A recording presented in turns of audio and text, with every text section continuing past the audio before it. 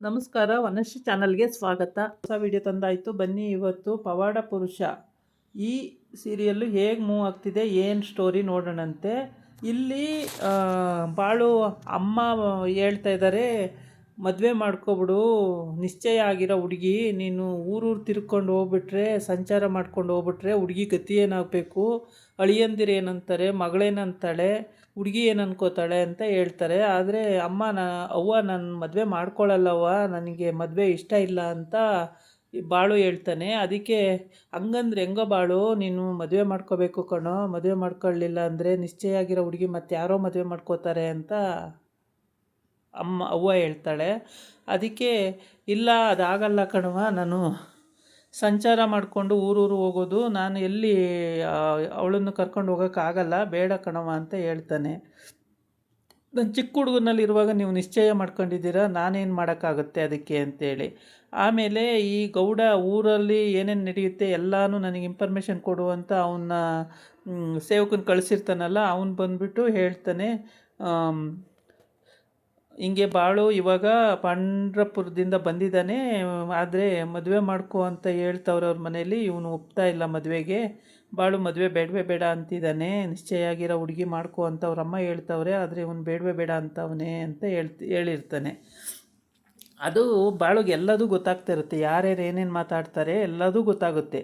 ಬಾಳು ಅದೇ ಕಡೆ ಅವ್ರ ಅಮ್ಮನ ಹತ್ರ ಮಾತಾಡ್ಬಿಟ್ಟು ಬಂದೆ ಇರವ ಅಂತ ಹೇಳ್ಬಿಟ್ಟು ಮತ್ತೆ ಅದೇ ಕಡೆ ಹೋಗ್ತಾನೆ. ಅವರು ಅಲ್ಲಿ ಇಬ್ಬರು ಮಾತಾಡ್ತಾ ನಿಂತಿರ್ತಾರೆ, ಅಲ್ಲಿಗೆ ಹೋಗ್ತಾನೆ. ಓ ಏನೋ ಬಾಳು ಯಾವಾಗ ಬಂದೋ ಪಂಡ್ರಪುರದಿಂದ ಅಂತ ಕೇಳ್ತಾನೆ. ಅದಕ್ಕೆ ನಿನ್ನೆ ಬಂದೆ ಅಂತ ಹೇಳ್ತಾನೆ. ಹೌದಾ, ಇನ್ನೇನು ಮದುವೆನಾ ಅಂತ ಕೇಳ್ತಾನೆ. ಮದುವೆ ಏನಿಲ್ಲ, ಈ ಫಸ್ಟ್ ಇವನಿಗೆ ಮಾಡಿ ಮದುವೆನಾ, ನನಗೆ ಮಾಡೋಕ್ಕಿಂತ ಮೊದಲು ಇವನಿಗೆ ಮಾಡಿ ಮದುವೆನಾ ಅಂತ ಹೇಳ್ದೆ. ನನಗೆ ಹೆಣ್ಣು ಸಿಕ್ಕಬೇಕಲ್ಲ, ಅವನಿಗೆ ಹೆಣ್ಣಿಲ್ವಾ, ಹೆಣ್ಣು ಸಿಕ್ಕಿಲ್ಲ, ನಿಂಗೆ ಅಂದರೆ ನಿಶ್ಚಯ ಆಗಿದೆ, ನೀನು ಮಾಡ್ಕೋಬೋದು ಅಂತ. ಅದು ನನ್ನಿಷ್ಟ, ನಾನು ಮದುವೆ ಮಾಡ್ಕೊಳ್ಳೋದು, ನಿಮಗೇನು ಅದೆಲ್ಲ ಕಟ್ಕೊಂಡು ನಿಮ್ಮ ಕಷ್ಟ ಏನು, ನನಗೆ ಇಷ್ಟ ಆದರೆ ನಾನು ಮಾಡ್ಕೊಳ್ತೀನಿ, ಇಲ್ಲಾಂದರೆ ಬಿಟ್ಬಿಡ್ತೀನಿ, ನಿಮ್ಮ ಪಾಡಿ ನೀವು ಸುಮ್ಮನೆ ಇರೋದು ಕಲ್ತ್ಕೊಳ್ಳಿ ಅಂತ ಹೇಳ್ತಾನೆ. ಹಂಗಲ್ಲ ಕಣೋ, ನಿಶ್ಚಯ ಆಗಿರೋ ಹುಡುಗಿ ನಿಮ್ಮ ಅಕ್ಕ ಭಾವ ಏನಂತಾರೋ ಅಂತಂದರೆ ಅದು ನಮ್ಮ ಮನೆಗೆ ಸಂಬಂಧಪಟ್ಟಿದ್ದ ವಿಷಯ, ನೀವು ಯಾತಕ್ಕೆ ತಲೆ ಕೆಡ್ಸ್ಕೊಂಡರಿ, ನೀವು ಸುಮ್ಮನೆ ಇರಿ, ನಾನು ಊರು ಸಂಚಾರ ಮಾಡ್ಕೊಂಡು ಹೋಗ್ತಾ ಇರ್ತೀನಿ, ನಾನು ಮದುವೆ ಮಾಡ್ಕೊಂಡು ಏನು ಮಾಡಲಿ ಅಂತ ಕೇಳ್ತಾನೆ. ಅದಕ್ಕೆ ಊರು ಸಂಚಾರ ಬಿಟ್ಟು ಸಂಸಾರ ಮಾಡೋದು ಕಲಿ ನೀನು ಫಸ್ಟು, ಊರು ಸಂಚಾರ ಮಾಡ್ಕೊಂಡು ಕೂತ್ರೆ ಸಂಸಾರ ಆಗಲ್ಲ ಅಂತ ಹೇಳ್ತಾನೆ.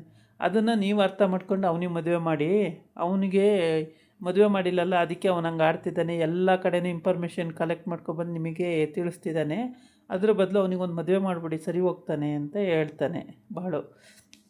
ಅದಕ್ಕೆ ಬಾಳು, ನಿನಗೆ ಹೇಳೋಕ್ಕಾಗಲ್ಲ ಕಣೋ, ನಿನಗೆ ಬಾಯಿ ಕೊಡೋಕ್ಕೂ ಆಗಲ್ಲ, ನಿನಗೆ ಹೇಳೋಕ್ಕೂ ಆಗಲ್ಲ, ಅದಕ್ಕೆ ತಕ್ಕ ಉತ್ತರ ಕೊಟ್ಬಿಡ್ತೀಯ ನೀನು ಅಂತೇಳ್ಬಿಟ್ಟು ಮುಖ ಉಳ್ಳುಗೆ ಮಾಡ್ಕೊಳ್ತಾನೆ ಅವನು ಗೌಡ. ಹೌದು, ನನ್ನ ತಂಟೆಗೆ ಬರಬೇಡಿ, ನನ್ನ ವಿಷಯಕ್ಕೆ ಯಾರು ತಲೆ ಹಾಕೋಕ್ಕೆ ಹೋಗಬೇಡಿ, ನಿಮ್ಮ ಪಾಡಿ ನೀವೇನು ಕೆಲಸ ಇದೆಯೋ ಅದು ಮಾಡ್ಕೊಂಡು ಹೋಗಿ, ನನ್ನ ವಿಷಯಕ್ಕೆ ಬಂದರೆ ನಿಮಗೆ ಇಷ್ಟೇ ಅಲ್ಲ ಇನ್ನೂ ಜಾಸ್ತಿನೂ ಇರುತ್ತೆ ಅಂತ ಹೇಳ್ತಾನೆ. ಅಯ್ಯೋ ಅದು ಸರಿಯಪ್ಪ, ನಿನ್ನ ವಿಷಯನೇ ಬೇಡ ನಮಗೆ, ನಮ್ಮ ಪಾಡಿ ನಾವು ಇದ್ಬಿಟ್ರೆ ಆಯಿತು ಅನ್ನೋಂಗೆ ಮನಸ್ಸಲ್ಲಿ ಅಂದ್ಕೊಳ್ತಾರೆ. ಆದರೆ ಹೊರಗಡೆ ಅವ್ರನ್ನ ನೋಡಿದ ತಕ್ಷಣ ಏನಾರು ಚುಡಾಯಿಸ್ಬೇಕು ಅನ್ನಿಸ್ತಾ ಇರುತ್ತೆ. ಹಾಗೆ ಬಾಳು ಮಾಮ ಮದುವೆ ಮಾಡ್ಕೊಳ್ಳೋದೇ ಇಲ್ಲ ಅನ್ನಂಗೆ ಕಾಣುತ್ತೆ. ಮುಂದೆ ಮದುವೆ ಮಾಡ್ಕೊಂಡ್ರೆ ಸಂಸಾರ ಕಟ್ಕೊಂಡು ಹೋಗೋಕ್ಕಾಗಲ್ಲ ಅಂತ ಯಾವುದೇ ಊರಿಗೆ ಹೋದ್ರೂ ಅಲ್ಲಿ ಅವರು ಒಂದು ಒಳ್ಳೆತನ ತೋರಿಸಿ, ಅಲ್ಲಿ ಅವ್ರಿಗೆ ಒಳ್ಳೇದು ಮಾಡಿ, ಆ ಊರವರಿಗೆ ಒಳ್ಳೆ ಅಭಿವೃದ್ಧಿ ಮಾಡಿ, ಹಿಂಗಲ್ಲ ಹಿಂಗೆ ಬದುಕಿ ಹಿಂಗೆ ಬಾಳಿ ಅಂತೆಲ್ಲ ಹೇಳಿ ಬರೋದು ಬಾಳು ಮಾಮನ ಕೆಲಸ ಆಗಿರುತ್ತೆ. ಜೊತೆಗೆ ಒಂದು 5-6 ಜನ ಕರ್ಕೊಂಡೋಗಿರ್ತಾರೆ, ಬಿಡಾರ ಹಾಕ್ಕೊಂಡು ಅಲ್ಲೇ ಮಾಡ್ಕೊಂಡು ತಿಂದು, ಅಲ್ಲೇ ಒಂದು ಆಶ್ರಮ ಥರ ಮಾಡ್ಕೊಂಡ್ಬಿಡ್ತಾರೆ ಹೋದ ಕಡೆ ಎಲ್ಲ ಟೆಂಟ್ ಹಾಕ್ಕೊಂಡು. ಹಾಗಾಗಿ ಇವರು ಮುಂದೆ ಅದೇ ಥರ ಮಾಡ್ಕೊಂಡು ಹೋಗೋದು. ಅದಕ್ಕೋಸ್ಕರ ಬಾಳು ಮಾಮ ಮದುವೆ ಮಾಡ್ಕೊಳಕ್ಕೆ ಒಪ್ತಾ ಇಲ್ಲ. ಆದರೆ ಅವ್ರ ಅಪ್ಪ ಹಂಗೆ ಸಿಟ್ಟಿದೆ, ಒಪ್ಪಲ್ವಲ್ಲ ಇವನು, ನಿಶ್ಚಯ ಆಗಿರೋ ಹುಡುಗಿನ ಈ ಥರ ಬಿಟ್ಟು ಈ ಥರ ಮಾಡ್ತಾನಲ್ಲ, ಅಳಿಯಂದಿರು ಮಗಳು ಏನಂತಾರೆ ನಮಗೆ ಅಂತ ಅವರು ಪಾಪ ಗಂಡ ಹೆಂಡ್ತಿ ನೊಂದ್ಕೋತಾರೆ. ಆಬ್ವಿಯಸ್ಲಿ ಅವರಿಗೆ ಚಿಂತೆ ಆಗುತ್ತೆ ಅಲ್ವಾ. ಬಟ್ ಅವ್ರಿಗೆ ಮಗಳು ಇನ್ನೆಲ್ಲಿ ಯಾರಿಗೆ ಕೊಡೋದು, ನಿಶ್ಚಯ ಆಗಿರೋ ಹುಡುಗಿ ಯಾರಿಗೆ ಕೊಡೋದು ಅನ್ನೋದು ಅವ್ರ ಚಿಂತೆ ಆಗುತ್ತೆ. ಆದರೆ ಬಾಳು ಮಾತ್ರ ಒಪ್ಕೊಳ್ತಾನೆ ಇಲ್ಲ ಮದುವೆ ಮಾಡ್ಕೊಳ್ಳೋದಕ್ಕೆ. ಹಂಗಾಗ್ಬಿಟ್ಟು ಅವ್ರು ಎಷ್ಟೇ ಹೇಳಿದ್ರು ಇಲ್ಲ ನಾನು ಆಗಲ್ಲ ಅಂತ. ಏಕೆಂದರೆ ಪಂಢರಪುರಕ್ಕೆ ಹೋಗಿ ಬಂದಮೇಲೆ ದೇವರು ಅಲ್ಲಿ ಅವರಿಗೆ ಇದು ತುಳಸಿ ಎಲ್ಲ ಕೊಟ್ಟು ಆಶೀರ್ವಾದ ಮಾಡಿದೆ, ಹಂಗೆ ಇನ್ನೂ ಪವರ್ ಜಾಸ್ತಿ ಆಗಿದೆ. ಫಸ್ಟೇ ಪವರ್ ಇತ್ತು, ಎಲ್ಲೇನೇ ನಡೆದ್ರು ಊರಲ್ಲಿ ಎಲ್ಲದೂ ಗೊತ್ತಾಗ್ತಿತ್ತು. ಈಗ ಪಾಂಡವಪುರದಲ್ಲೂ ಕೂಡ ಪಾಂಡವರಾಯ ಸ್ವಾಮಿ ಕೃಪೆ ತೋರಿರೋದ್ರಿಂದ ಇನ್ನೂ ಜಾಸ್ತಿ ಪವರ್ ಬಂದುಬಿಟ್ಟಿದೆ. ಹಾಗಾಗಿ ಮತ್ತೇನೇನು ಹೇಳಿದ್ರೂ ಎಲ್ಲ ಕಡೆನೂ ಗೊತ್ತಾಗ್ತಾ ಇರುತ್ತೆ. ಒಂಥರ ದೇವರು ಮೈ ಮೇಲೆ ಬಂದ ಹಾಗೆ ಇವ್ರದ್ದು ಒಂಥರ ಪವಾಡ ಪುರುಷ ಆ ಥರ ಮಾಡೋದು ಇವರು ಕೆಲಸನ. ಹಂಗಾಗ್ಬಿಟ್ಟು ಪ್ರತಿಯೊಬ್ಬರೂ ಇವರಿಗೆ ನಮಸ್ಕಾರ, ಇನ್ನು ಮುಂದೆ ಅಂದರೆ ಪ್ರತಿಯೊಬ್ಬರು ನಮಸ್ಕಾರ ಮಾಡೋದು, ಹೋದ ಕಡೆ ಬಂದ ಕಡೆ ಎಲ್ಲ ಇವ್ರಿಗೆ ಗೌರವ ಕೊಡೋದು, ಇದೆಲ್ಲ ಆಗುತ್ತೆ. ಏಕೆಂದರೆ ಅಷ್ಟು ಪವರ್ಫುಲ್ ಮನುಷ್ಯ ಇವರು.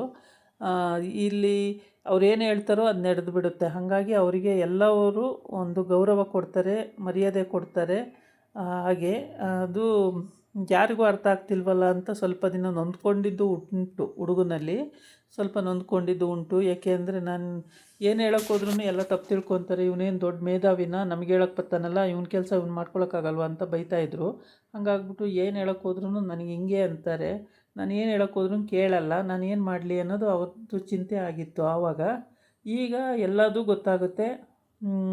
ಇವನು ಏನು ಸಂಸಾರ ಕಟ್ಕೊಳ್ಳಲ್ಲ ಅಂತಾನಲ್ಲ, ಇವನೇನು ಊರು ಸಂಚಾರ ಮಾಡ್ತಾನೆ ಅಂತ ಅಪ್ಪ ಅಮ್ಮಗೆ ಚಿಂತೆ ಹತ್ಕೊಬಿಟ್ಟೈತೆ. ಏನು ಮಾಡೋದು, ಇವನ್ನ ಮದುವೆ ಮಾಡ್ಕೊಳ್ಳೋದೇ ಇಲ್ಲ ಅಂತಾನಲ್ಲ ಅಂತ ಹೇಳ್ಬಿಟ್ಟು ಪಾಪ ಅವರು ಚಿಂತೆ ಮಾಡ್ತಾಯಿದ್ದಾರೆ. ಮುಂದೆ ಈ ಕತೆ ಎಲ್ಲಿವರೆಗೆ ಈ ಸ್ಟೋರಿ ಹೋಗುತ್ತೋ ನೋಡಬೇಕು. ತುಂಬ ಚೆನ್ನಾಗಿದೆ ಇದು ಸ್ಟೋರಿ. ಸೆಕೆಂಡು ಸಲ ಇದು ಪ್ರಸಾರ ಆಗ್ತಿರೋದು. ನಾನು ಕೂಡ ನೋಡಿದ್ದೆ. ತುಂಬ ಚೆನ್ನಾಗಿದೆ ಇದು ಸ್ಟೋರಿ. ಮುಂದೆ ಅಂತೂ ಇನ್ನೂ ತುಂಬ ಚೆನ್ನಾಗಿದೆ. ಎಲ್ಲ ಬಡವರು ಶ್ರೀಮಂತರು ಅಂದಲೇ ಎಲ್ಲರಿಗೂ ಒಂದೇ ಸಮ ನೋಡ್ಕೊಳ್ಳೋ ಅಂಥ ಮನೋಭಾವ ಇವ್ರದ್ದು. ಯಾವುದು ಈ ಬಾಳು ಮಾಮಂದು. ಹಂಗಾಗ್ಬಿಟ್ಟು ಪ್ರತಿಯೊಬ್ಬರು ಇವ್ರಿಗೆ ಗೌರವ ಕೊಡ್ತಾರೆ. ಇವ್ರಿಗೆ ಗೌರವ ಕೊಟ್ಟು ಎಲ್ಲೋದ್ರೂ ಇವ್ರಿಗೆ ಹೋಗಿ. ಇದಾಗಿತ್ತು ಇವತ್ತಿನ ವಿಡಿಯೋ. ನಾಳೆ ಇನ್ನೊಂದು ವಿಡಿಯೋ ಜೊತೆ ಬರ್ತೀನಿ. ನಮಸ್ಕಾರ.